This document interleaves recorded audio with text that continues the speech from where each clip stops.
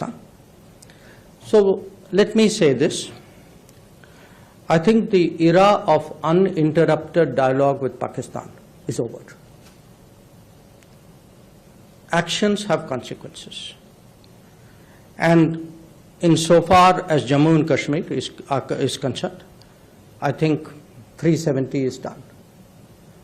So the issue today is what kind of relationship can we possibly contemplate with Pakistan.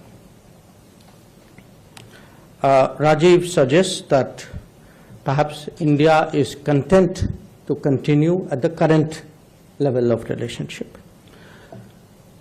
Maybe yes, maybe no.